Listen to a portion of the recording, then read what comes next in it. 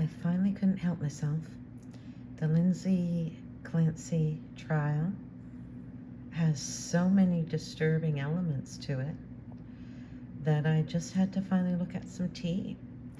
So I'm going to point a couple of things out. I'm going to come in a little closer. And let's look at this little clump over here. Okay, I'm going to come in close. What this is showing me is Lindsay is here. You're going to see this right here. This is Lindsay. And you can see wheels. Do you see that? You can actually see her in her wheelchair. And right in front of her, I see Cora. This is where Cora is with long hair. And you can see that she's kind of kneeling and her feet are back behind her. And I literally see her holding her baby brother here. And this is the older Dawson. And I distinctly hear the children say, "We are here for you, Mummy. We are here for you, Mummy." And this is in trial. So I would say that these children are at her feet. Her children are at her feet. Okay, so that's really beautiful. Now, when I go into this next piece here, this is where I know you might not be able to see what I'm talking about, but I'll at least tell you this is where the information is coming from. In this clump of leaves, this is Patrick. And you can see him down here. Whoops, where's my... holding something here. You see how he's holding something here? What I'm getting from this is I was being told that he is testing technology to see if something is out of bounds, out of range. And I feel that he's out somewhere testing, like, you know, when people have cell phones, of course, and, you know, police can now trace where you've been and what towers you're hitting, and with geo mapping, you know, a lot of time with cell phones, they can now tell within certain grids what cell phones have been present, what cell phones could be present during a crime. Well, there's mapping, and I'm hearing something called masking. I feel that Patrick has done something with cell phones where he has been previously trying to determine if he can mask cell phones to deliver like timestamps. Like, you know, when employees will clock in, right? You go to work, and remember the old-fashioned, where we use that little piece of paper and we literally clock it in, and it shows that we've arrived at 8:30, you know, a.m. and we're clocked in. I feel that he is testing technology in a certain range to see how far out of range can I be when I'm masking this cell phone for it to still give me information in range. Okay, so this is a technology expert. Okay, this is someone that has had 14 years in technology. So any of you that know cell phone technology, mapping and masking and time stamping, Patrick was playing with it for a significant amount of time. And when I'm asking, like, when was he doing this with the technology, I'm seeing at least 7 months before the crime.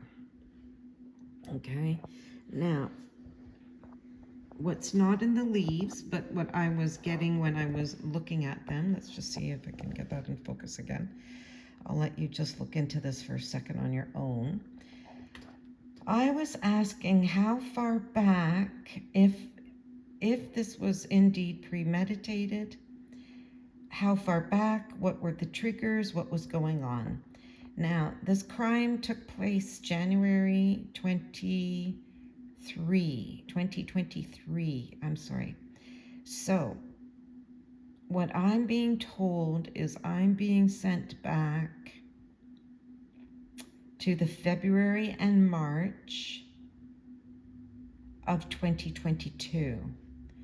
Now, if anybody's followed the trial, I'm not quite sure. I haven't watched every single day nor testimony yet, but for anybody that has, this is what I'm curious about. I'm going to go back and watch them all, I'll tell you that, and I will build the timeline of what people are testifying to.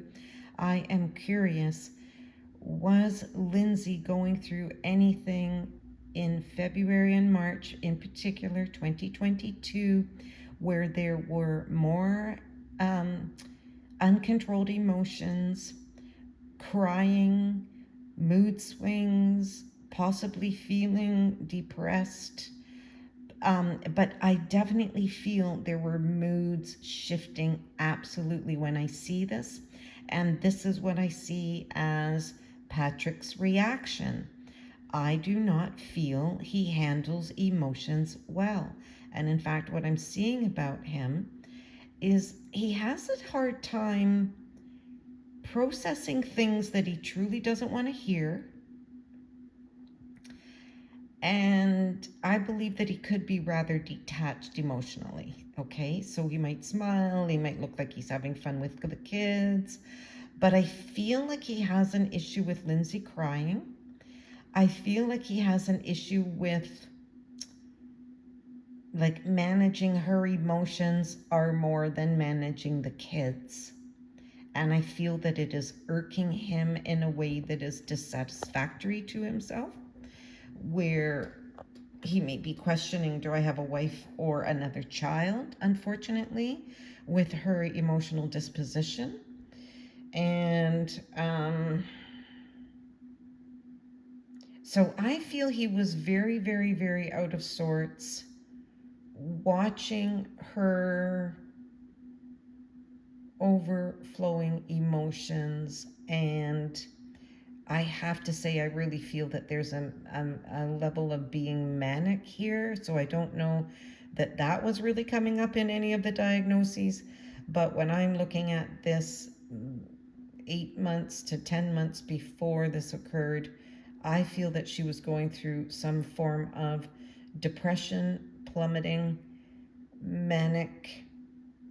I definitely feel that there were sleep issues then where she could have felt like it was all that she was talking about, you know, when people are really worried about something and all they talk about is that problem. So I definitely feel bad when I'm looking at this, because she might have sounded like a broken record saying the same things. And I feel like he was being irritated. I feel like he can only handle so much that he can listen to and hear. And I feel like he doesn't really express his emotions at all. So Lindsay would have been overflowing. He would have been not flowing.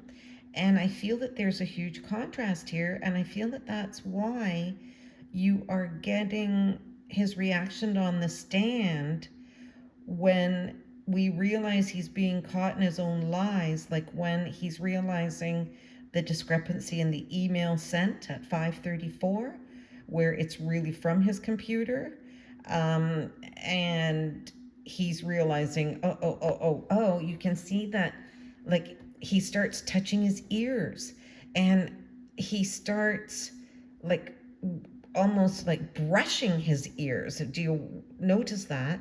Watch when you look at that video again of his testimony. And also to the point that I don't feel he can handle an abundance of emotion. He would like it to be sort of skirting on the surface and over and done with. So if there's too many emotions that he needs to process, especially if they're from someone else, I feel like he's the type to bottle it up to the extreme. And again, look at his testimony on stand. You will see that his forehead kind of puckers up, and he keeps swiping his ears as if he needs to like cleanse them. Now, I do want to show you something rather, I haven't done a long reading on this, but boy, I got kind of stopped when I saw Jesus in the bottom of the cup. Can anybody see Jesus? I'm going to give you a moment. Can anybody see Jesus in this cup?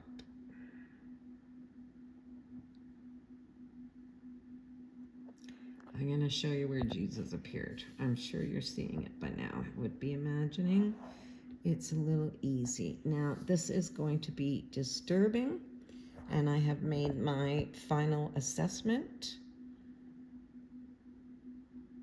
of who committed this crime. And I'm going to thank Cora.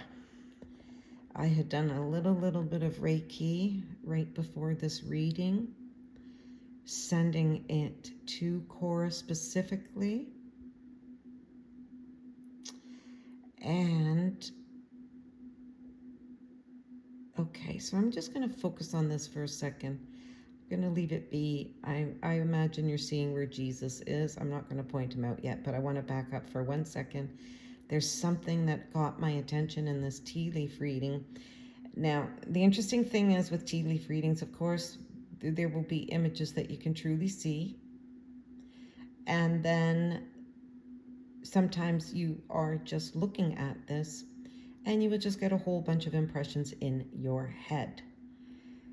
One of the impressions all of a sudden I was getting when I looked at this was the fact that when, and I'm sorry, I'm going to be a little verbally graphic, when I was seeing the impression that the children were deceased on the floor in the basement, one thing that went through my head immediately was, oh my God, there's no food in their stomach. That's what I'm being told. There is no food in their stomach. So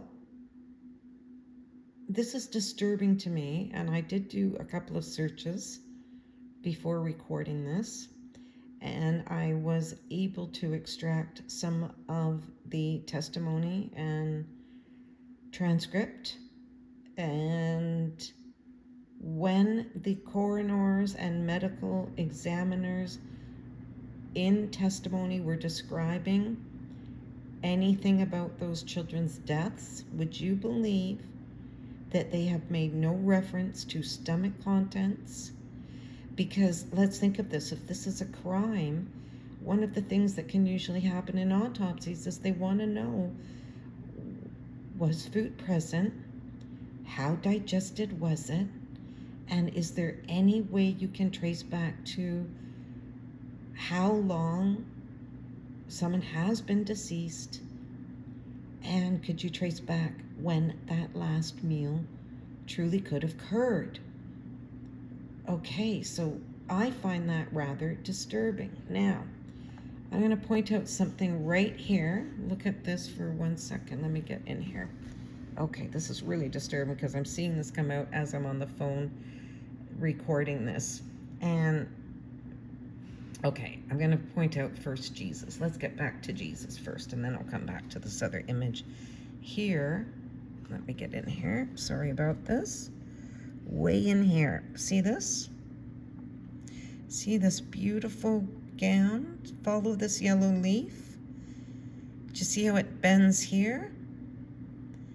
And then upright and tilted head. welcome Jesus. This is Jesus.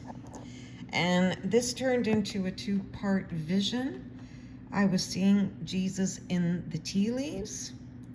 And when you also look, there's this reddish clump of leaves here.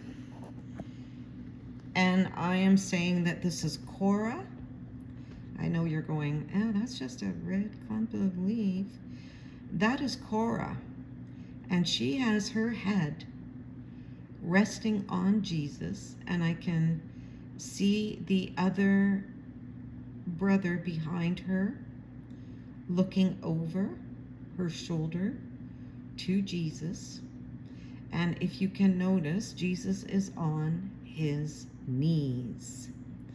And what I then saw with this, oh my goodness, and it's not in the tea leaves to point to, but it started with me seeing Jesus. It started with me seeing Cora having her head on Jesus, and all of a sudden I could see them in spirit, all three of the children standing in front of Jesus because they are so tiny, and that's why he is kneeling to look at them in the eye.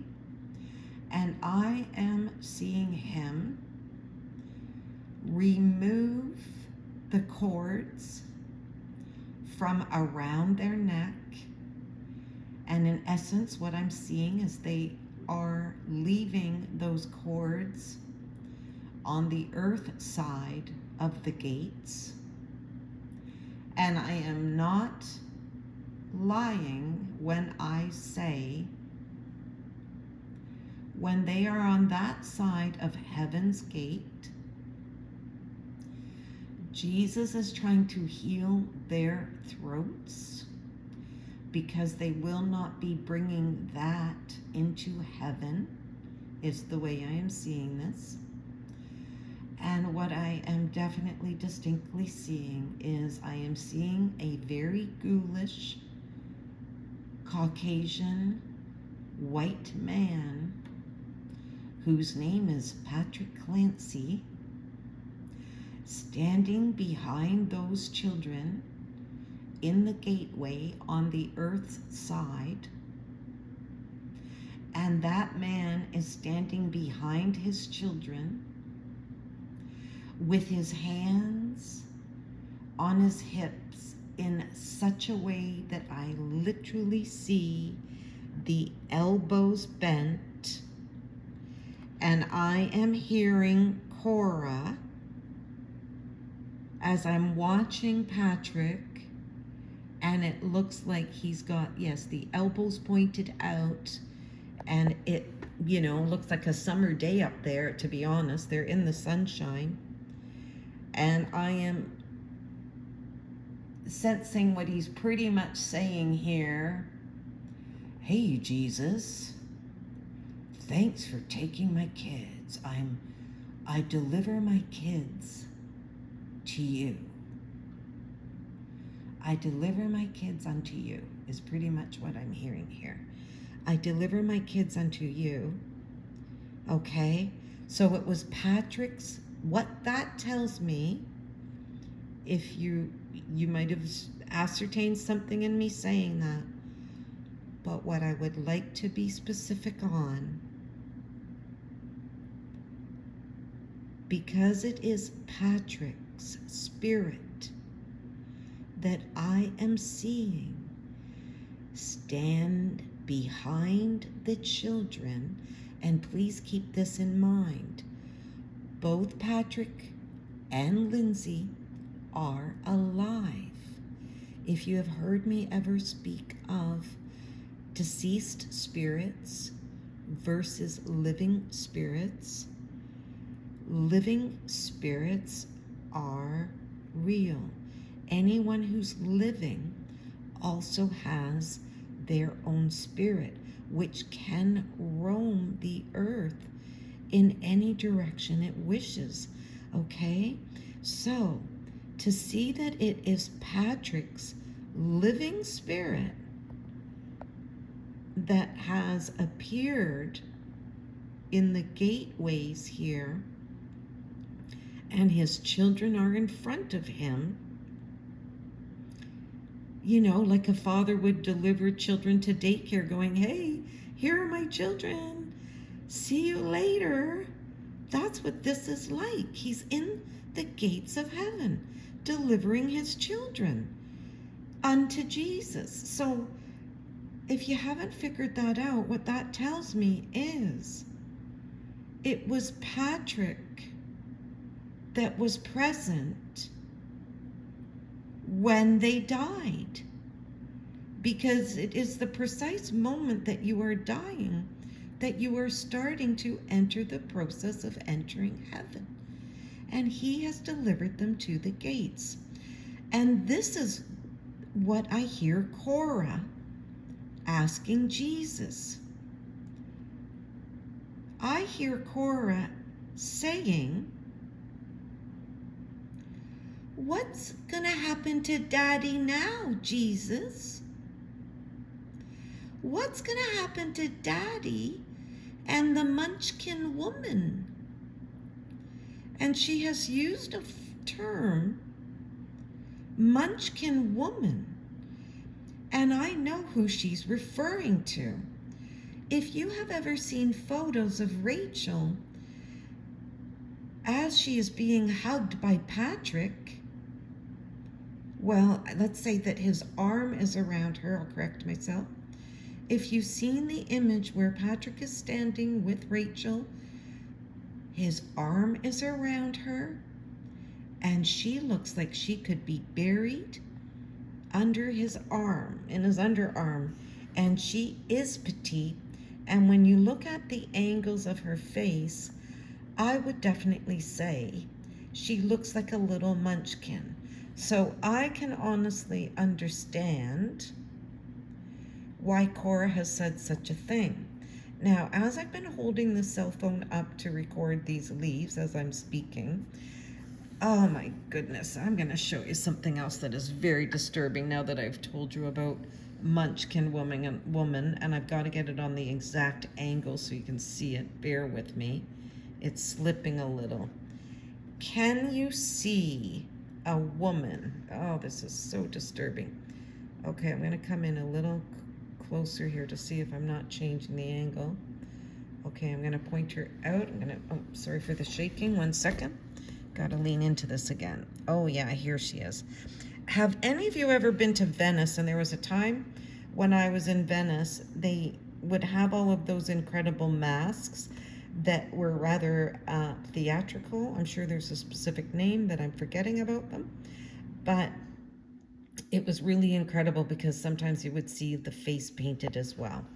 Okay, I gotta come in here now. This is creepy to me. Where can I point this out? Oh God, can you guys even see it? How am I pointing this out? It's right in here. Okay, I want to make sure you're seeing that exactly. Now, what you're seeing here is where my nail is pointing. I want you to imagine I'm pointing to someone's nose that's coming down, down. And then you see this white mark in there and the black? That is a face, okay? So I'm going to pull in and out. Now, in a wild way, it almost also, oh, this is just creeping me out. It almost looks like a elf. That's what's crazy. It's got dark hair at the top. You can see ears, and you can see one eye. Let's go in. You can see one eye, and this creeps me out. That is a dark being. And I gotta call it, this is Rachel. This is Rachel, and I have heard that she is an accomplice. So for anybody trying to figure out the CVS images, is that a real image on the CVS cameras that Patrick is handing a phone to a woman who looks hauntingly like Rachel? There is no, now in fairness, I am not seeing Rachel stand with Jesus. So I'm going to say that I do believe that Patrick is the only person present when the children die. But to see that Rachel is appearing here, and I'm going to point her out again, it's creepy. It's in here. If you can see the white face, darker hair at the top. She's probably more of a redhead, I believe, when I've seen her, or auburn. But it's showing dark here, and that one little light in that eye, in that dark, dark eye. I'm telling you, this woman, I believe, would have known that this was going to occur. I believe this woman would know that this was going to occur. Now, I think that's all I'm going to talk about now. I'm rather quite shocked. I didn't know what to expect with this, to be honest. And I've been avoiding it somewhat because it is not easy to be looking at crimes of children, number one. And children victims are just a very, very sad subject matter. Now, I have to at least say, when I'm seeing them with Jesus being cleansed, as always in spirit, there is such a high level to spirit that what is dark here, it's fully consumed by the light in heaven. So do not fear the beauty of the children who have already crossed over, and they are in good hands. But what is sad and disgusting to me is that this entire legal process has been based on a woman not remembering what occurred, being told what occurred, and then rearranging her entire psyche to believe she has done it. And if you have been watching segments of the trial, there certainly was a day last week where it was very, very clear that Lindsay's consciousness is waking up and she's coming to terms with she did not do this at all. And what I am praying for is a mistrial. I was trying to look at this last night and Sunday night, and I was just distraught thinking, why the heck has this woman said that she has done this? In opening statements, her lawyer even said a statement. Lindsay knows she did it. So, like, these are powerful statements in the opening where, as a jury member, I would imagine if your head is spinning, because prosecution is saying, hey, this is only an indictment for the charges. It doesn't mean this woman is really guilty of them. And then you have Reddington saying she knows she did it in his opening statements. And you've got the prosecutor leading with, hey, even though, no one's really guilty here, well, Lindsay killed her children in this manner, using statements like that really say to the jury, prosecutor believes Lindsay killed them. Why is she allowed to use that terminology if someone is meant to be presumed innocent until proven guilty? Why is there not a statement of prosecutor saying, I am alleging that Lindsay killed the children in this manner? So I feel this woman has a twisted psychological gaslighting that is epically unique, disastrously dark. And as of last night, my verdict is we need a mistrial. We need a mistrial so that this just goes away. Now, what could even be better, though? Let's see about hung jury, because this is just so vastly complicated with the discrepancies of the timeline, the audacity of this fake suicide, alleging that she has tried to do 3 different ways of killing herself in one evening. Imagine that. 3 different ways, and then to be plummeted out the window. And okay, so I'm going to be over and out for now, but thank you, Jesus, for receiving these children into heaven. And let's see how Patrick pays his way to get into the courts, because it would appear that even Patrick's mother is onto the fact that there's no way Lindsay could have sent the text that he is claiming that she sent. So let's go back to the image where the kids are in front of the wheelchair. And if you saw anything else, I have not covered all of these little pieces this evening. I think seeing Jesus was enough. So I'm going to say goodnight and see you tomorrow in court.